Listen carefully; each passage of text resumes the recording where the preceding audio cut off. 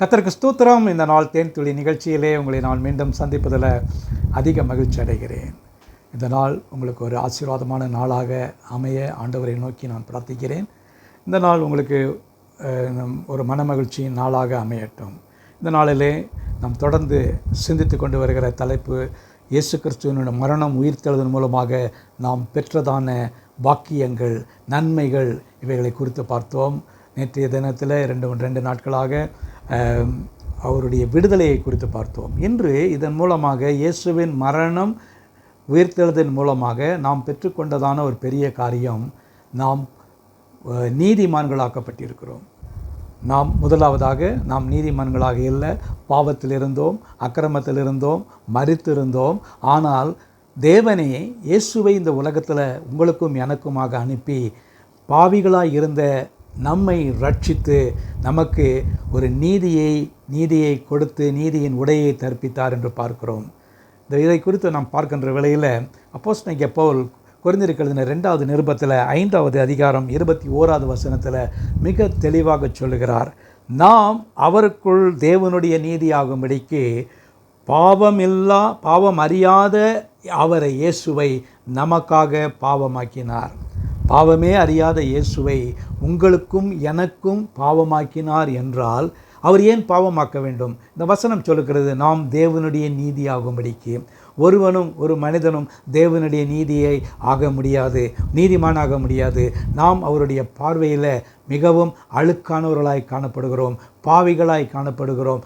தேவனுக்கும் நமக்கும் ஒரு பெரிய இடைவெளி இருந்தது. ஆதாமுடைய பாவத்தினால மனித வர்க்கமே பாவத்துக்குள்ளாகி அந்த ஆதி மகிமையையும் நீதியையும் இழந்து போனவர்களாக காணப்படுகிறோம். எப்படி ஆதாமும் ஏவாளும் தோட்டத்தில் நல்ல ஒரு நீதியோடு கூட நியாயத்தோடு கூட ஆண்டவரோடு கூட சந்தோஷமாக மகிழ்ந்து அவர்கள் உலாவி கொண்டு வந்தார்கள். அவருடைய வாழ்க்கையில் பாவம் பிரவேசித்தது.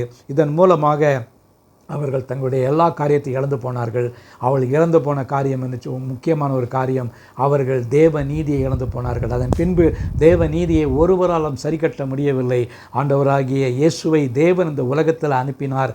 இந்த 2 கொரிந்தியர் 5:21 படியாக நாம் தேவனுடைய நீதியாகும்படிக்கு பாவம் அறியாத அவரை இயேசுவை உங்களுக்கும் எனக்குமாக தேவனே பாவமாக்கினார் என்று பார்க்கிறோம். ஆகவே கிறிஸ்துவுக்குள் பிரியமானவர்களே, இந்த நாளில் நாம் இப்படியாக ஒரு காலத்தில் அந்நியரும் பரதேசிகளும் பாவிகளுமாக இருந்தாலும் கூட இன்றைக்கு அவருடைய கழுவப்பட்ட இரத்தத்தினாலே நீதிமான்களாக்கப்பட்டிருக்கிறோம்.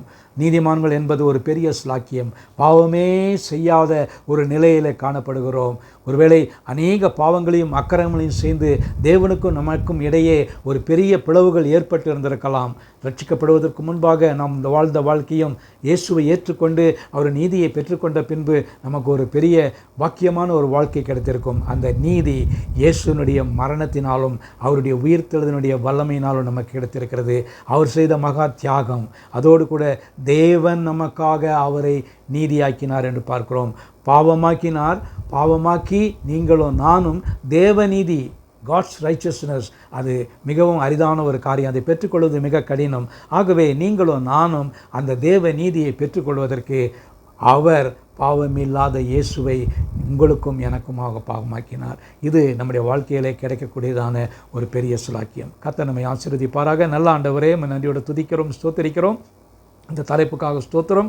நாங்கள் இன்று ஆண்டவரே எங்களுடைய ஆவிக்குரிய வாழ்க்கையில் ஆண்டவரே நாங்கள் நீதிமான்களாக காணப்படுகிறோம் என்று சொன்னால் அது எங்களுடைய பரிசுத்தம் அல்ல. ஆண்டவரே, உம்முடைய இரக்கம், ஆண்டவரே நீர் கொடுத்த எங்களுடைய நீதியை அதற்காக ஸ்தோத்திரம். ஆசீர்வதிங்க, காத்துக்கொள்ளுங்க, வழி நடத்துருங்க. மீட்பர் இயேசுவின் நாமத்தில் ஜெபிக்கிறேன் நல்ல பிதாவே, ஆமேன் ஆமேன். கர்த்தர் உங்களை ஆசீர்வதிப்பாராக. இந்த நாள் நமக்கு ஒரு நல்ல ஒரு ஆசீர்வாதமான ஒரு நாளாக அமையட்டும்.